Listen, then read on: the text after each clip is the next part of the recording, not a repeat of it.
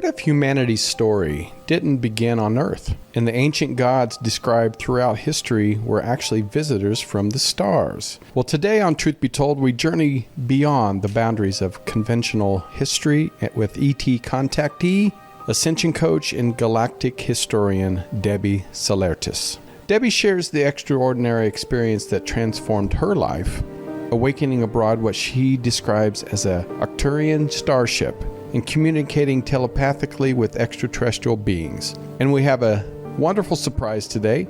Joining me as a special co-host is Bonnie Burkert, who hosts the Truth Be Told Transformation. We'll also discuss Debbie's belief that the Greek gods may have been advanced extraterrestrial visitors and what humanity must do to reconnect with the greater cosmic community. So prepare to question what you've been taught about our past, our reality, and our place among the stars.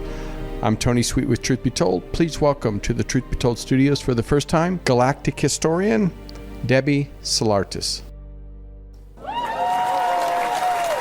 Okay, well, I'm among two lovely beings with me today. I'm excited to have, Miss Bonnie Burkert, who does Truth Be Told Transformation.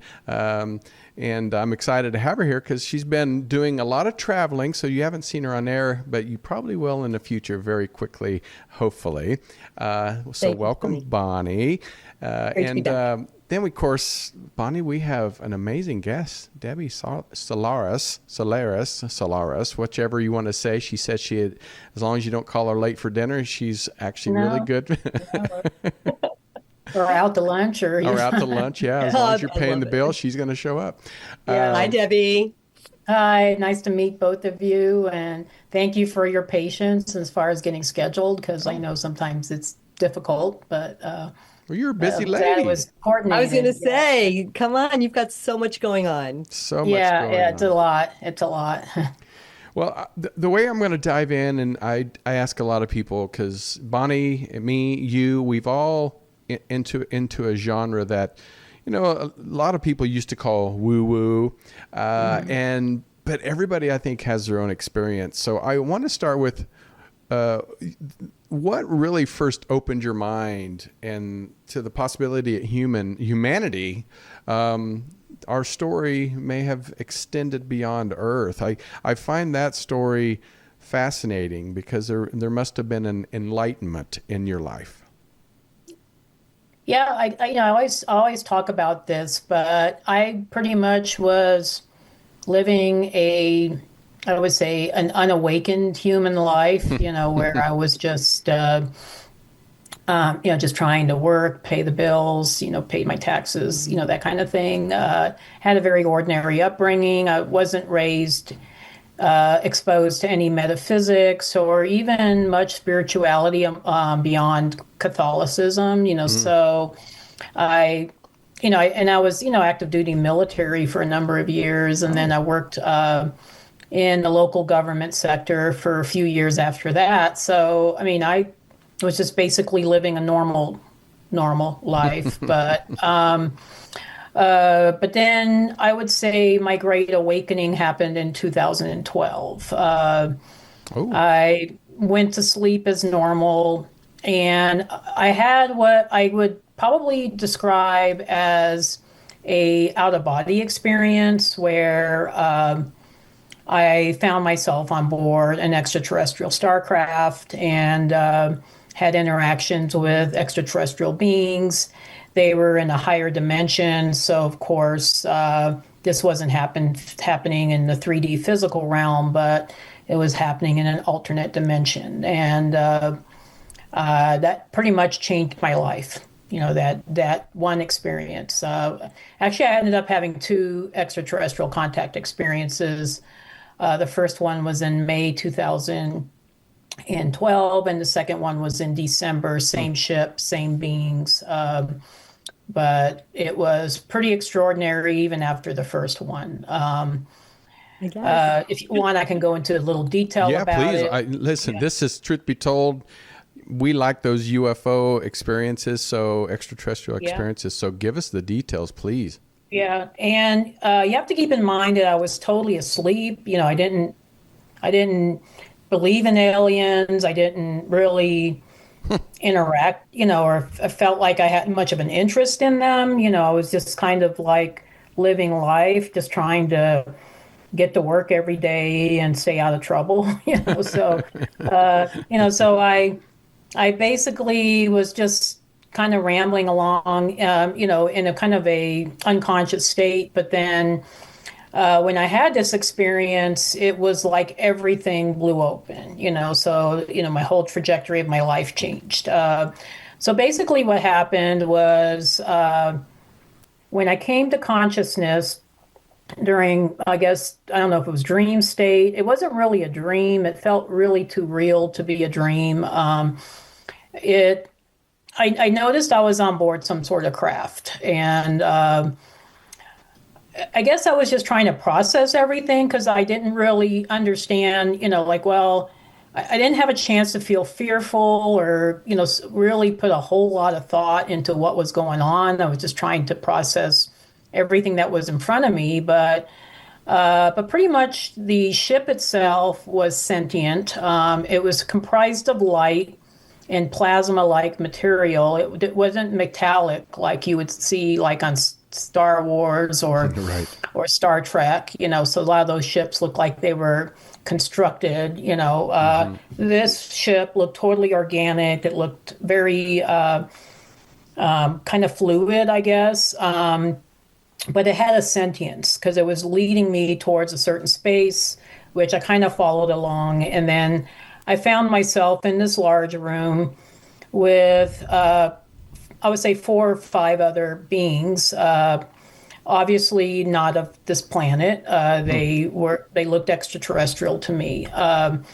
However, I had, been aware of some of the ufology beings, such as gray aliens and tall whites, long enough to know that they didn't fall into either one of those categories. So Wow. I knew they weren't grays. I knew they weren't tall whites, but they did definitely look extraterrestrial. And I found that I was able to communicate with them through telepathy. So I was thinking of questions to ask them, and they were answering my questions even before I could finish the question in my head. So they were definitely tuned in to me. And so that solved the communication problem because I didn't know if they spoke English or what language they spoke.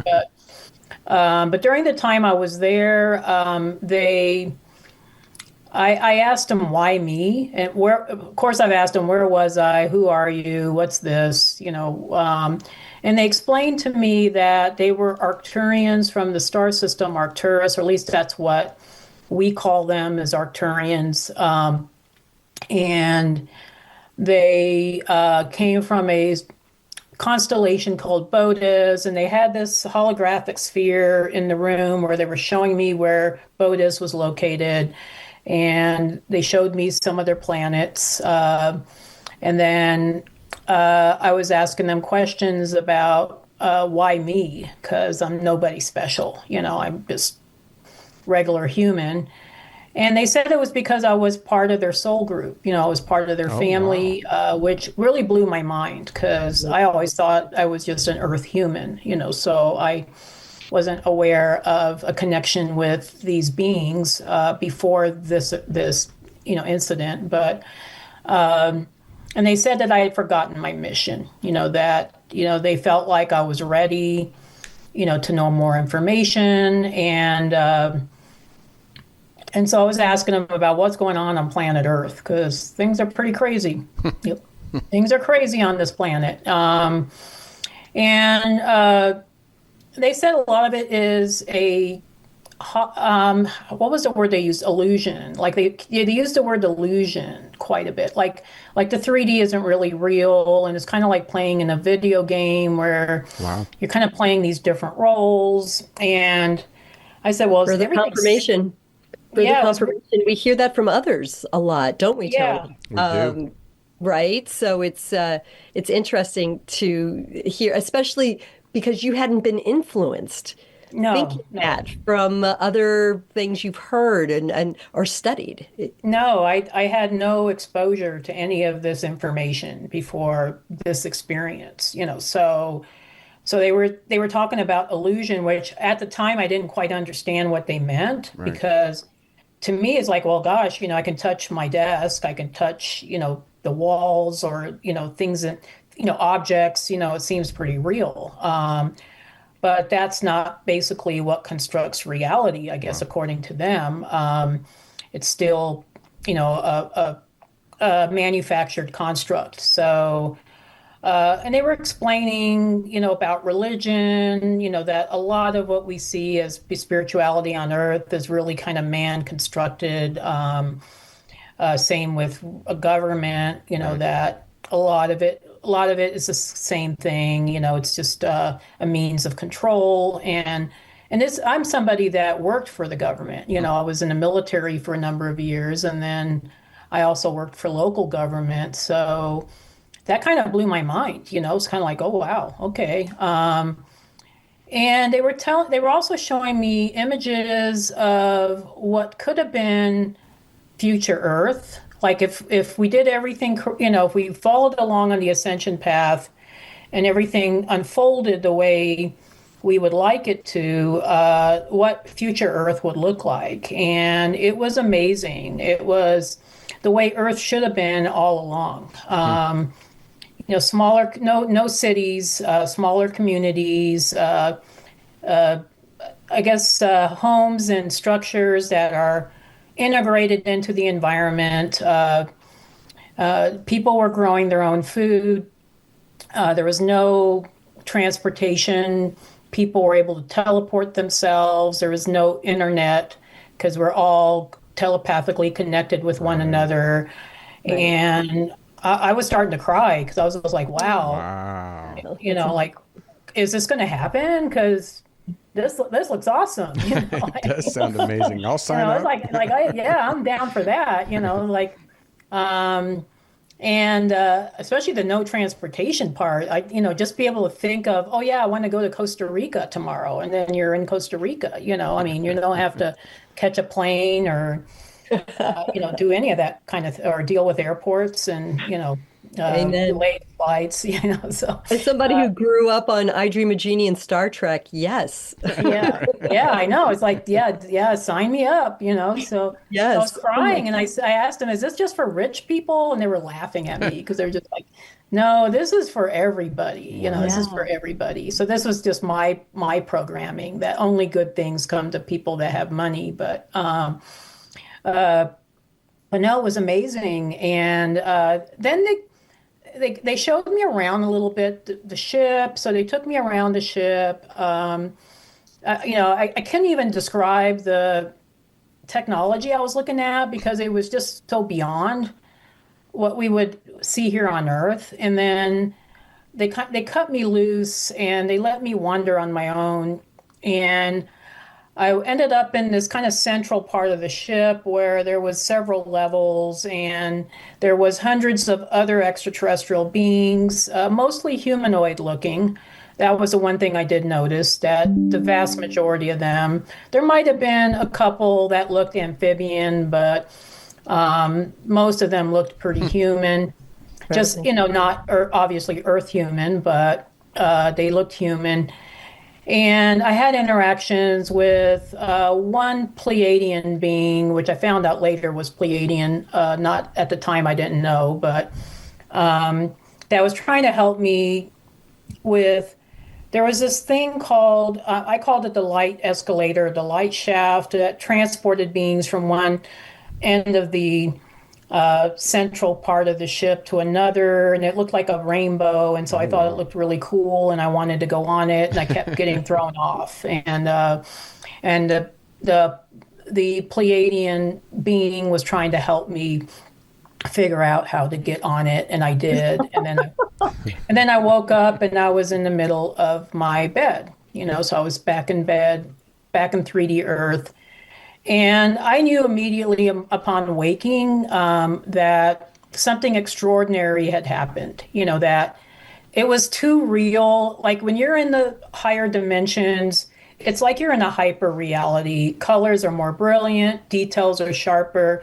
So it's not like a dream state where things are kind of hazy or kind of vague. Even with lucid dreams, sometimes things have that kind of hazy quality. Right. This seemed ultra, ultra real. And so, as a matter of fact, going back to 3D, then that felt unreal, like things seem hazy here because once you're exposed to those higher dimensions, it's like things feel really real. I don't know. I know that sounds kind of redundant, but I just couldn't.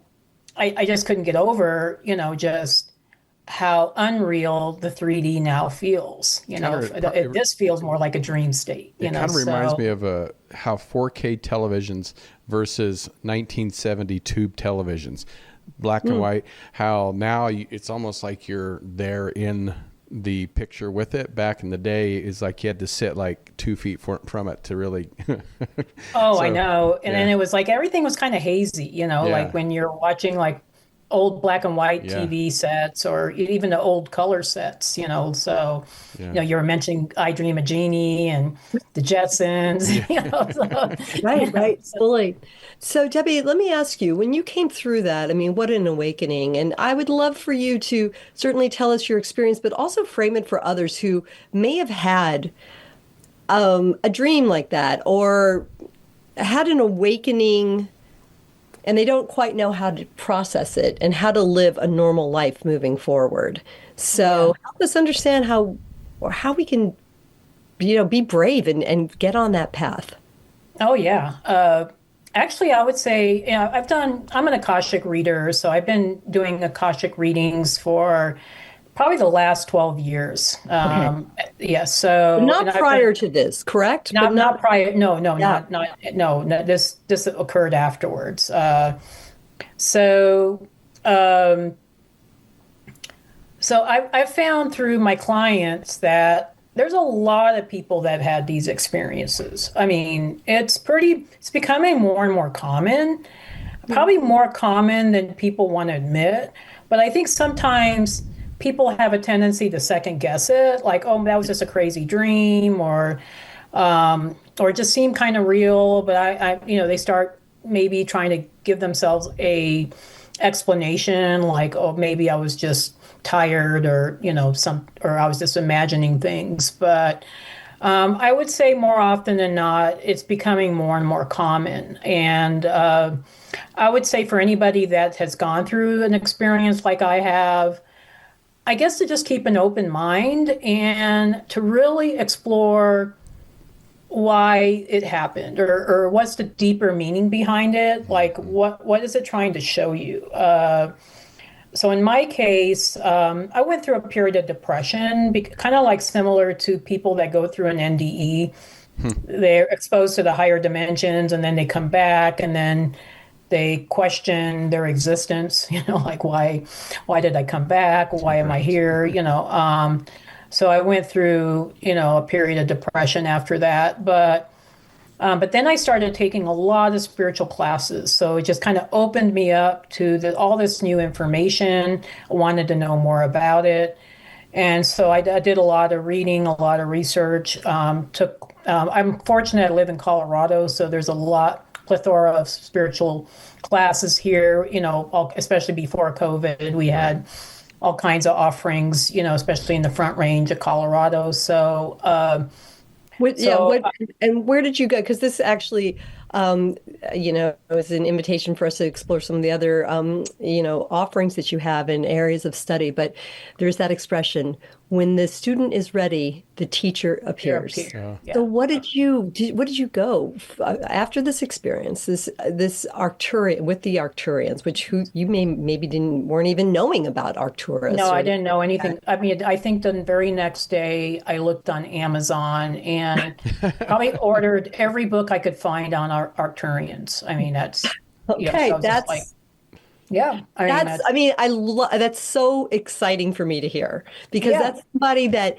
you dared to follow through on that. yeah. Oh, Experience. yeah. Some No, people I might have was. tried to shut it down, saying, "I don't even know what that was." Oh And no, I knew something extraordinary had happened. so And you stayed within. So yeah, okay, so you started to study about the Arcturians, perhaps the Palladians as well. yeah, oh yeah, Tell us just how everything unfolded as somebody that is a reader of the Akashic records that guide the star seeds and help us find soul purposes through this dimension. Tell us a right. little bit more that some of those steps that got you there to being the teacher that you are now. Um, it was a process, so it didn't happen overnight. Like I think now people see me on Gaia TV or they see me on Coast to Coast or hear me on Coast to Coast, but uh, and they think, oh wow, she just happened to show up out of nowhere. This happened over a period of years. I mean, it wasn't like, oh yeah, I found my calling and now I'm doing my thing. It was a process. It took several years. So mainly just taking different spiritual classes. I mean, I didn't set off being an Akashic reader. I actually just took different classes and different things, and took crystal healing classes or Reiki classes or harmonic astronomy, Native American Cool. medicine wheel. I mean, it didn't matter what it was. I was just, if it was of interest, I took it. And I think overall, even though it was a plethora of different topics, it led me to where I needed to go. So I started meeting people. Eventually, somebody that I met asked me if I would be part of a panel, kind of a ET contactee panel, which at first I refused. I didn't want to be a part of it. But she talked me into it, so I did it. And then it opened me up to doing presentations at the University of Colorado, so it was just like, wow, that was crazy. So I think it was just getting my story out there and also going through the process of awakening to a deeper spiritual side of myself, that things like you were saying before, Bonnie, that I'm no longer living this 3D life, that I'm delving into a deeper sense of reality, that I'm seeking answers just to deep spiritual questions. So I think it was all part of the process. I didn't really start taking Akashic reading classes until probably late in 2014. Wow. Yeah, so this was like 2 years after my experience, and then I just realized, oh, I'm good at this. I was already working a 3D job, so I just thought, oh, this would be a good way to supplement my income because I didn't make a lot being a government employee, but. So initially it was just kind of like, oh, well, I'm kind of good at this. Let me do this for a while. And then it just blew up into this thing that was even bigger than I ever imagined, So I don't know if that answers your question, but No, it does. Yeah, it yeah. certainly does. And it just I think I love it. To me, it's a message for others Yeah. that go ahead and explore where your heart takes you, Oh where your yeah. spirit takes you. And Oh then yeah. you'll find where, where that sweet spot is for you and that the resonance and how it could maybe turn into. I mean, look at you. I'm assuming you're no longer working for the government at this point. Oh no, I retired in 2019. Right? I mean, so and here Yeah. you are. I mean, we get to Yeah. you've got a show, you've got a workshop that you're teaching, you're certifying people to help with the Mhm. Akashic records. I'm going to go ahead, Tony, and jump in and ask a little bit about your upcoming tour that you're doing. Oh, absolutely. Yeah, that would be fantastic. So I've had an opportunity to do various different events, and then I also teach others how to read the Akashic records. So we are offering. So this has been, I think this is our fourth year offering this course. So this is the Galactic Akashic Reading course. So if people are interested in doing what I do, which is you're showing a nice image there of one of our pages. They can certainly join. If they are a Gaia member, they might want to join through Gaia because they do get a little bit of a discount. But if they are just wanting to join, they can certainly access my website, and it'll be right there. So you can find more information on the Galactic Akashic Reading course. And that course will be running from August 24th, so it starts later this month, through October 4th. So nice. October 4th will be the last. So it's a 6-week certification course. So it's a real deep dive into the Galactic Akashic records, how to access the records, how to understand what you're looking at when you're in the records, because when you're accessing the galactic records, a lot of us don't have a frame of reference for extraterrestrial history or extraterrestrial civilizations. So we teach you a lot about galactic history and about these different races and different civilizations, and at least the more common ones that are more associated with Earth. And then we go into some uncommon ones too. So we do, I think in one of our modules, we go into some of the more miscellaneous extraterrestrial races that you might encounter when doing a Galactic Akashic Reading course. And then we also, so it's not just all online, we also meet twice a week on Zoom, and we can practice together, practice our skills, have an opportunity to ask questions. And I have a course administrator that also helps facilitate kind of the process. And then we also have a group on Kajabi that we all can meet and ask questions. So it's kind of like a forum where, it's kind of like more of a community where we all kind of just meet and share experiences and share information and ask questions. And, so you have pretty much regular access to me. I would say fairly regular during these 6 weeks, so in addition to the Zoom calls. And then we have students, we've been doing, this is our 4th year. We've had students all around the world. Quite a few of them, our graduates, are now doing their own Akashic readings. And some of them have even been able to quit their day jobs, wow. doing this full time. So we're real happy to see that. And then you also mentioned, I think, the retreat that's coming up. So I want to talk about that a little bit if we have some time. Yeah, please. Go ahead, Tony, introduce it. So ancient portals to Aegea. So I'm going to put the graphic up so people can check it out. First of all, Greece, I mean, you can't go wrong there. No, Greece is amazing. Tell us about that. I was just in Greece very fascinating. In March. Yeah, it's amazing. And I'm not Greek, okay? I'm Italian. I don't know, it seems like I've become like the Greek expert, and I'm like, I'm not even Greek. I'm Italian, but okay, I guess that's maybe where I need to be. But no, Gaia TV had approached me because they're starting to get more their feet wet into the spiritual tourism, the retreats. Mm-hmm. And so they're starting to offer more and more of these. They've had some success with some of the Peru trips with Matthias DeStefano. So he's done a few things with them.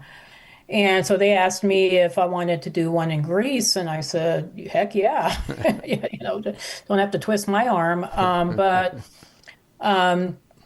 yeah, this will be kind of a deep dive into not just the history or the mythology of these different Greek islands, but also the extraterrestrial implications, So a lot of what I do is I try to tie in what was the extraterrestrial influence of these different civilizations, So were the Greek gods really just gods or were they extraterrestrials visiting Earth, which I think it's more the latter. But they had advanced technologies and they were taller, better looking. So people thought, oh, they must be gods, but they were most likely extraterrestrials,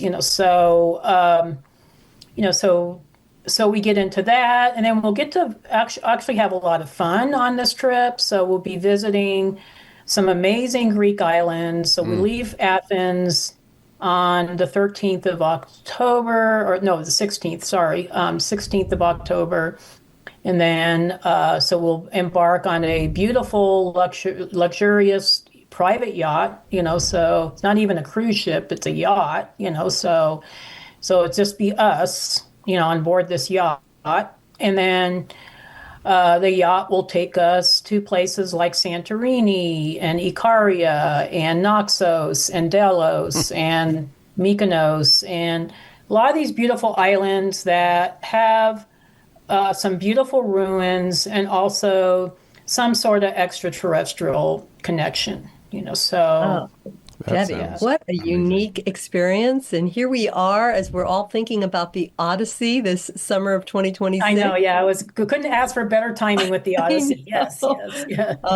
Which has us just fascinated with that mythology. But, it's interesting because Tony can speak to this especially. I mean, we're always fascinated with ancient civilizations. A lot of the Egyptians, right? Yeah. Egypt might happen next year. I'm keeping my fingers crossed. That'd be great. That would be so amazing. that's something that might happen. Yeah, so tying that in to Greek mythology, honestly, I have not done that. Maybe a little. I believe I did have one interview where we looked at the Greek mythology, but I don't just to align it with that, like what we've heard from other places like Giza, like Göbekli Tepe. I like what you're doing, and I think it sounds like a magnificent trip, and I hope that you'll offer that again for those of us. I hope so too. But it's October, The Gaia, it's October 16th through the 23rd. So it sounds like a beautiful time of year on top of it all. Initially, they wanted to do it in July, and I was like, no, not July. That's too hot. And busy. Yeah, busy. exactly. Yeah, I wanted to do it in kind of one of the shoulder seasons. So, so that, it's less people. It's more, the weather is a little more tolerable, so, so October is a perfect time to be there. So if, folks are interested, it's on my website, but it's also on, Gaia.com/Greece, and they can find all the info on the trip. And I think they're still registering as we speak. So still a few slots left. So, folks that are interested can check it out. But yeah, it's going to be a unique trip, unlike probably anything you'll see even in the spiritual space. It'll be very, very different, Debbie, but in a good way. I'm sorry to interrupt. What just popped into my head is I just got back from Peru and went to Machu Picchu, which my first time, and Cusco, and I went to an indigenous tribe, the potato farm. I don't know if you've ever been there, but meeting some of these natives that talked about, and in fact, I'm going to have them on my show in about a month to talk about the history of their, where they think man and civilization came from, which I cannot wait because they have some stories to tell, they said. But, I mean, thinking about, ancient Greece, Egypt, Peru, all these ancient civilizations that all believe in certain sky people and Native Americans. Why has there become, in your communication with them, a disconnect where it seems like they were more connected to the universe, more connected to them, versus now where where majority of the people believe, but they still are scared of them, or they misunderstand them. What happened? Yeah, that's a great question because it's one I've asked myself. So I think during the time of Atlantis and Lemuria and some of these earlier civilizations, there was more, I would say it was more common to have interaction with extraterrestrial beings. They came to be our teachers, uh, I've also done, some deep dive into Egypt. The Egyptians were definitely influenced by the Syrians and the Orion, some of the Orion factions, and then with Atlantis, it was definitely maybe more Pleiadian or more Lyran influences there. But we see these influences of these beings because they were visiting more often. Right. So they were our teachers. They were teaching us how to have have a civilization. How to do certain things like agriculture and medicine and science. So they were teaching us all these things. And then I think things took a turn for the worse. So I think after the fall of the Roman Empire, people were going to more, and I'm not trying to blame Christianity or blame religion, but it definitely plays a part where Go ahead. Christianity was Yeah, becoming it's more, okay. You more of can. a thing. It was more of a more prevalent. And, some of these Byzantine emperors and rulers figured, hey, we could use this religion to control people. So then we had the Council of Nicaea, where certain books were removed from the Bible. So the Bible was no longer in its original form. And then I think during this time, kind of like we devolved as a species of being. So humanity, especially around, I would say, the Middle Ages, things really devolved at that point. And so I think a lot of these extraterrestrial beings just threw their hands up and said, you know what, we can't, there's no longer a place for us here. People aren't really open to interacting with us anymore. So Don't we, cast your pearls before swine, yeah, right? exactly. Yeah, exactly. Yeah, that's a great saying, a very true one too. And so I know, for instance, the Pleiadians, this is something I saw in the Akashic records, that the Pleiadians stopped visiting Earth regularly, like in 10 AD. And 10 AD was when the Middle Ages start, Yeah. So it kind of made sense. Like, oh, okay, these beings figured, you know what, people are too far gone into this, this religious direction. They're too programmed. We have to wait for things to go back to the ascension path before they could return. And I do think people were programmed. They were programmed to mistrust anything that didn't seem of the planet. Wow. That they couldn't touch, feel, explain away. A lot of people were heavily programmed with religion, particularly with Catholicism. It's Right. interesting. I was raised Catholic, but yeah, with Catholicism and some of the other religions that were prevalent during that time, and so I think it was just kind of a descension of the planet, and so Yeah, the interesting time. extraterrestrial beings didn't feel like they could do anything with that until humanity was ready again. It's kind of like mom and dad letting their kids go off to college and saying, "All right, go make Like, your go ahead. Do your mistakes. thing. Go We've make your given you mistakes." roots. Yeah. So Yeah. let's go see what you've done with it. We've given you roots and wings. Let's see what you do with it. Yeah. Yeah, and I don't know that we've done that great of a job, but that's why No. shows like Truth Be Told are around to try to give a platform to help people know, one, they're not alone, and two, there's an opportunity here. Yeah. And Debbie, one thing I really want to say to you is somebody who was also in the business world and for a long time, and I just really admire the transition you made. I mean, talking about transformation, it's Yeah. really so inspiring. I mean, right? That you can just that's great work and serve the way we must do, and get the coin to take care of the bills and things like that. But wow, find your path even at this point in your life, not even when you're looking for it. It may just Yeah. find you. No, You're open it open found to it. me, I think, in a lot of ways. But No, because I didn't really set out to be a spiritual practitioner or to be a public figure. I mean, that wasn't, something I desired. I was just trying to survive, Hmm. basically, like a lot of us, when we're still, I think, unawakened, and still not aware of, there's other realities beyond this. But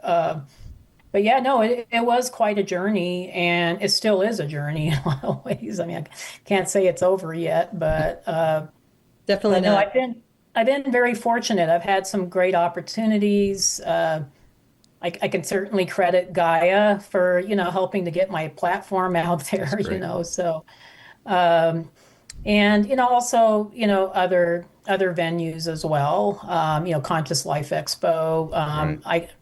I speak there every year now, so I don't know if you guys go to Conscious Oh, Life every year. Expo every year. Yeah, yeah. Yeah. I was I sick figured this you did last year. with being in I couldn't go, California. but Yeah. I Yeah, one thing that we've talked many times about, we're talking about these ancient sites and also portals. Um, People that are seeking, like you said, they kind of arrived to you. They came to you, but I'm curious if there was things leading up to that moment that they, brought you aboard, that you can look back and say there were signs, there were synchronicities that were leading up to this moment. But also going to these ancient sites and finding portals that can kind of bring that connection closer to them. So first of all, so start with that. So was there anything leading up to the point that they brought you aboard that you can think of? Or was it just kind of a, A hey, random thing. here we Random. are, here we are. Here we are. Yeah.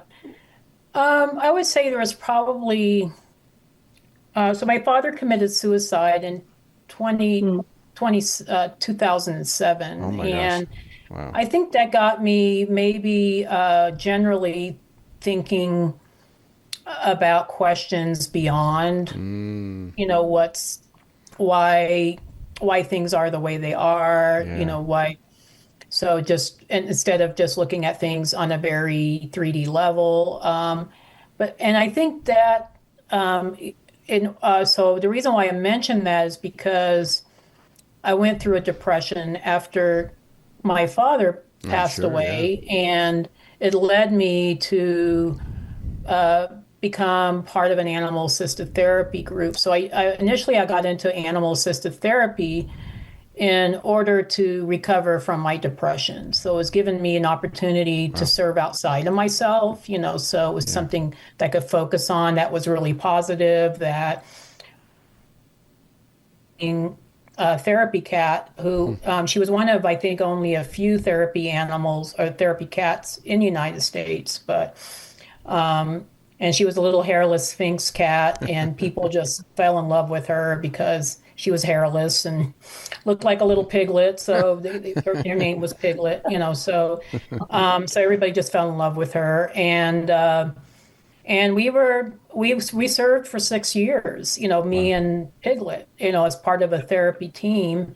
So we would visit hospitals and Alzheimer wards and Wow. schools That's and amazing. uh, the pause to read program at the library, and so we did a lot of different programs, including the American Red Cross at some of the Wow. military bases. That's So great. we were involved with the Wounded Warrior Project, as well as the Fallen Heroes families groups. So we also served with the military, and I think that was like a precursor to me Yeah. going on board the ship, because I had to prove in some level that I was ready to be of service, that Yeah. I was able to look beyond myself and be able to be of service. And we did this for six solid years, me and my cat, amongst the community. So we were serving in Colorado Springs and Denver, and that was an amazing experience. But I felt like Piglet was almost like my teacher, like she was my first spiritual teacher. That she taught me how to be of service.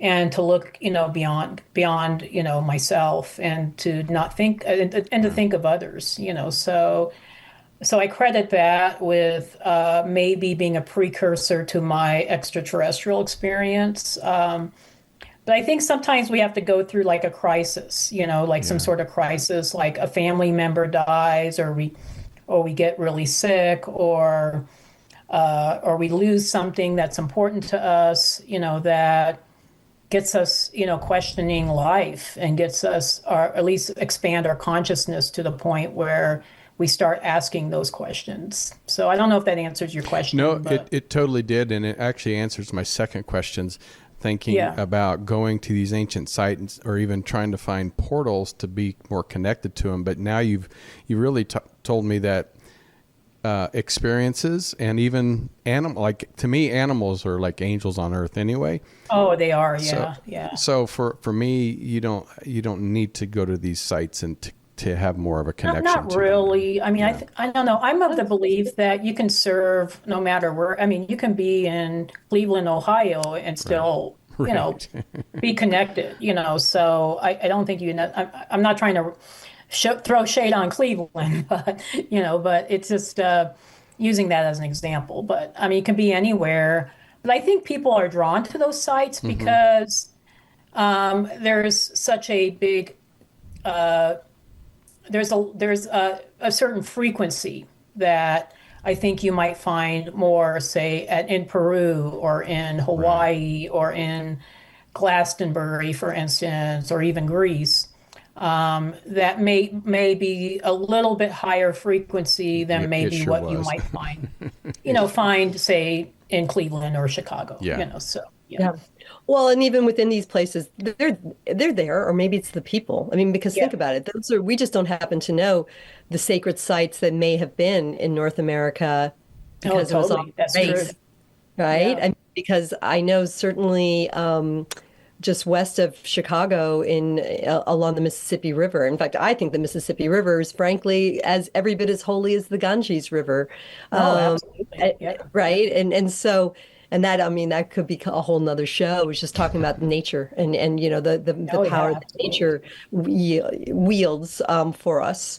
So I think that I like that question though, Tony. It's true. And I always like to it too. It's not one that I hear that often or maybe ever. So do we have to go, do we have to be? And you have to be at this certain location. Not necessarily, but I do think people are drawn to them. I think it's just, and maybe part of that is because they want to integrate past lives they may have had in these places. So I think a lot of us here, have had past lives maybe in Peru, or we had past lives as Native American or as Egyptian or something. So I think it's maybe a means of healing, a way of integration. So. Well, what's funny is I know I've had past lives in Greece, so that's maybe why the I keep synchronicity because I was thinking about asking you about past lives right before you said that. So wow, cool. Okay. I was like, oh wow, so we're on the same wavelength. Okay. I know our time is getting limited, but we'll have to have a part 2 or something because this. You're great. No, you guys are cool. I'll go back on your show. We love that. We'll come on to yours. Yes. Yeah, we'll go. Yeah, please come on mine. Yeah, well, I'll reach out after this. And we'll set something up. I think you guys are cool. Yeah, we need to collaborate. Well, we're into this stuff. I mean, we are deeply into this stuff. But what I was thinking about in a past life, because you were saying that, what we hear about the grays and the tall, the white, I guess more of Nordic, I guess you would say. More Nordics. Yeah. But with past lives, I was just thinking that how. Can you feel more connected to one particular star system or extraterrestrial civilization versus if you've had past lives on these others where you have a connection to multiple? Yeah, that's a really fair question. I get that question a lot, actually, because I think a lot of people, they book Akashic readings with me in order to find that one star system. Like, where am I from? That's what we usually hear. And a lot of times it's more like a journey. So it's like most times, I would say with most people, there's exceptions, of course, but most people have been to more than one. So just like we're all, unique souls. We all Yeah, have had right. a multitude of different experiences. But there might be an origination point. So maybe that's what they're seeking is the origination point. But ultimately, the origination point is source, because we all came from source. So we're all soul shards of source. So we're all one and the same. We're just different aspects of source having different experiences. But yeah, I would say there's some people that might really resonate with Andromeda. They might really. I mean, it's like they hear the word Andromeda and their whole world lights up. Right. And then other people that really connect with the Lyran lion beings. Or people that really love Arcturians. So these might be civilizations or that we've maybe had more incarnations in. So maybe we might have spent a little more time in certain civilizations as opposed to others. But in reality, when I do Akashic readings, it's more like a journey. Like, okay, first you were here, you spent a few lifetimes here, and then you were here. And this is the reason why you moved to this other star system, or maybe you're trying to get more experiences. And with that being said, not all of us always incarnated as human, so Right. some of us may have had incarnations as different types of beings, so, there and different sexes and, different races and all that. So I feel that. I feel that with yeah, others. I'm yeah. signing off, you two. My computer's going to die, so this is my opportunity to thank you both. Tony, thank you for having me back. Debbie, I had to check to see if you and I had ever spoken before, to be honest. So I'm glad that we finally met. Yeah, me And too. I look forward to being in Hopefully, contact with you very yeah, much. hopefully it's not the last time, but Definitely thank you. not. Well, Yeah. we're Namaste, closing, everyone. we're closing Sign out on. anyway. So, but bye, Bonnie. Thank you so much. But Debbie, thank you so much for being here. We really appreciate it. And please go to DebbieSolaris.com. You can check out all her classes and upcoming events and the trip to Greece. And so make sure you guys go and support. And we loved having you here. And thank you again for being on Truth Be Told. Thank you for having me. Bye-bye. All right, everybody. We'll see you next Friday. Don't forget to like, share, and subscribe. Until next time, take care of yourself and each other.